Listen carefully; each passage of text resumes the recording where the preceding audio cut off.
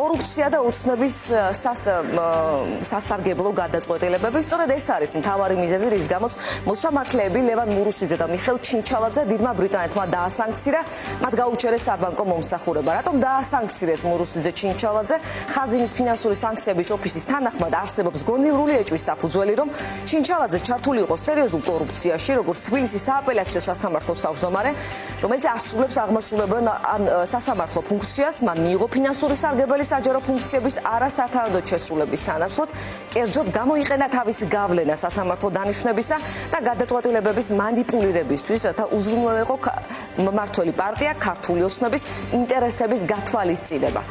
ასე არის ნათქვამი ხაზინის ინფორმაციაში, იგივეს ვკითხულობთ მურუსიძესთან მიმართებითაც.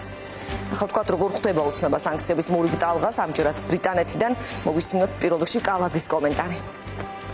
Არაფერს უბრალოდ სიტყვების გახაბუქია რა, გონივრული ეჭვი, საერთოდ სიყალბეა ეს ყველაფერი. ეს არის იმ ხაზის გაგრძელება, რაც საქართველოსთან მიმართებაში ხდებოდა. ეს არის უბრალოდ შანტაჟის ერთ-ერთი ელემენტი, კონკრეტული ადამიანების, კონკრეტული მაღალი თანამდებობის პირების დასანქცირება. ამით სურვილი აქვს, რომ როგორმე ქვეყანა ჩაიგდონ ხელში, რომ შემდეგ გამოყენებული იყოს ისეთი ქვეყნები, როგორც საქართველოა, უკრაინა, თავისი ინტერესების გასატარებლად. ჩვენ ამას ვებრძვით და ამისთვის ძალიან ბევრი რამის მოთმენა მოგვიწია და ძალიან რთული იყოს. მარტივი პროცესი არ ყოფილა. დღესაც გრძელდება სამწუხაროდ. მოსამართლეთა გავლენიანი ჯგუფის სანქცირებაზე პასუხის გაცემა კი აი ნახეთ როგორი ფორმით აირჩია შალვა პაპუაშვილმა. მან გამოაქვეყნა Facebook-ზე პოსტი, რომელსაც თან დაურთო თითქოს იმედის ექსკლუზივი ფოტოები, სადაც გადაღებულია დავით კეზერაშვილი. დაწერა, რომ ბრიტანეთმა მოსამართლეები ეჭვის საფუძველზე დაასანქცირა ეს მაშინ, როდესაც კორუფციის დანაშაულისთვის ჯავრდებული კეზერაშვილი თავისუფლად გადაადგილდება ლონდონში. როგორც უკვე გითხარით, დიდი ბრიტანეთის ხაზინის განცხადებაში წერია, რომ მურუსიძე ჩინჩალაძე ოცნების სასარგებლო გადაწყვეტილებებს იღებდნენ, ხოლო ყოფილი თავდაცვის მინისტრი კეზერაშვილი კი გასამართლებულია ზუსტად მურუსიძე ჩინჩალაძის კლანის მიერ. რას ამბობენ თავად მოსამართლეები? კომენტარი მხოლოდ მურუსიძემ გააკეთა, ამტკიცებს, რომ ეს გარეძალებს ან ბრიტანეთს სურს საქართველოს სასამართლო სისტემის ხელში ჩაგდება, ამიტომ დაასანქცირეს ის. მან მედიასთან თქვა, რომ მაინც რეპუტაციული ზიანია ლონდონიდან სანქციები, მაგრამ არ აუშავს, არ გაემგზავრება ქვეყნიდან სხვაგან და ადასტურა, რომ საბანკო ბარათები უკვე დაებლოკა. ახლა გეტყვით, რას ითვალისწინებს ბრიტანეთის ფინანსური სანქციები ამ პირებისა და მათ საკუთრებაში ან მათ კონტროლ ქვეშ არსებული კომპანიების დაყადაღებას, ანუ ის დასანქცირდა, ყადაღა კი შეეხება მათ საბანკო ანგარიშებს და ეკონომიკურ რესურსებს.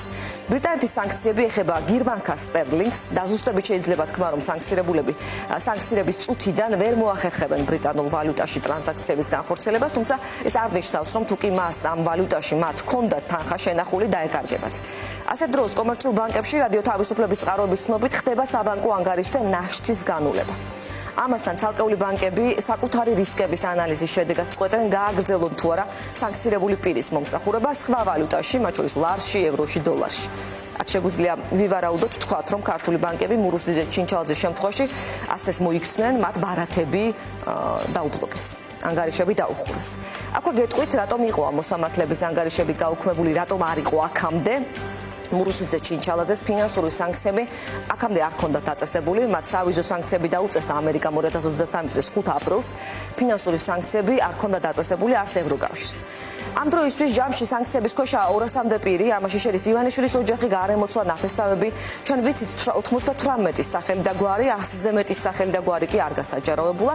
დასანქცირებულია 4 წევრი ივანიშვილის ოჯახიდან, 32 ქართული ოცნების მაღალჩინოსანი, 33 მოსამართლე, 12 პროკურორი, 10 პოლიციელი.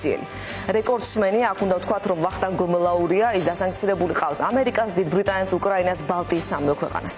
მას მოყვება ორი მოსამართლე, ჩინჩალაძე და მურუსიძე, ის უკვე ყოფილ უფროსზე გრიგოლ ლილუაშვილზე კი მხოლოდ ლიეტუვას, ესტონეთს და უკრაინას აქვს სანქცია დაწესებული. უკვე მეორე დღეა ის ამ უწყებას აღარ ხელმძღვანელობს.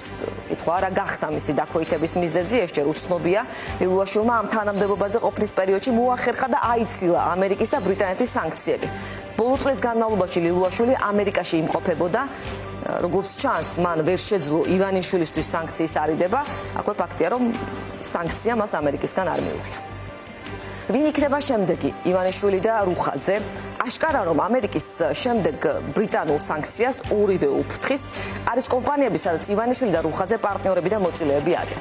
ბრიტანელი დამოუკიდებელი ჟურნალისტის მიერ ჩატარებულმა გამოძიებამ გამოავლინა მასშტაბური ფინანსური ქსელი, რომელიც რუს ოლიგარქებს ქართულ მმართველ ელიტებთან აკავშირებს. სქემის ცენტრში კვლავ ივანიშვილი დგას. მთავარი ფიგურა ამ სქემაში არის დიდ ბრიტანეთში დაფუძნებული კომპანია Hannibal Business-ი, რომელიც ფარულად უზრუნველყოფდა რუსული კაპიტალის საქართველოში გადმოტანას.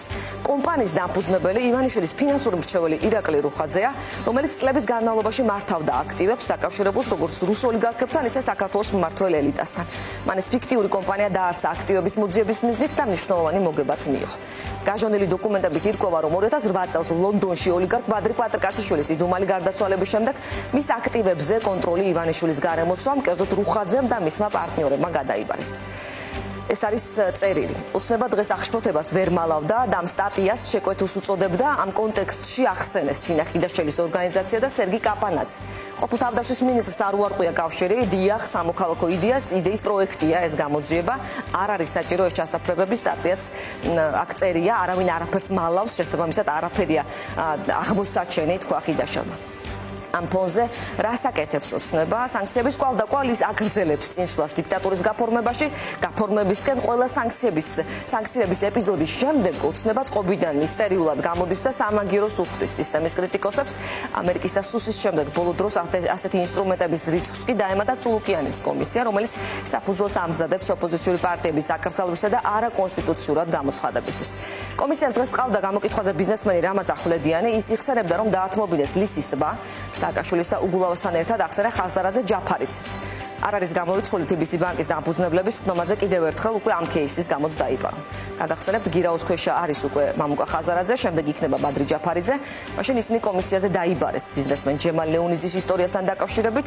წულუკიანი ხაზარაძეს აიგო, რომ განსაკუთრებით დიდ დროს უთმობს, დღევანდელი დღეც არ ყოფილა გამონაკლისი. მე მინდა ვისარგებლო შემთხვევით და მას უპასუხო, როდესაც კომისიას მან ბრალი დასდო იმაში, თითქოს ჩვენი საქმიანობა ემსახურება მის დისკრედიტაციას. ჩვენი კომისიის საქმიანობა არ ემსახურება ბატონი მამუკა ხაზარაძის დისკრედიტაციას იმ მარტივი მიზეზის გამო, რომ ის უკვე არის დისკრედიტირებული. ვინაიდან როგორც აქ მოსმენილი ფაქტებით ირკვევა, ბატონი მამუკა და TBC ბანკი მაშინ ნაციონალური მოძრაობის ხელისუფლების დროს იყვნენ რეალურად გარკვეული ტიპის ხელის ბიჭები, რომლებიც თავს აყენებინებდნენ და TBC ბანკს აყენებინებდნენ მიხეილ სააკაშვილს, დავით კეზერაშვილს და სხვებს.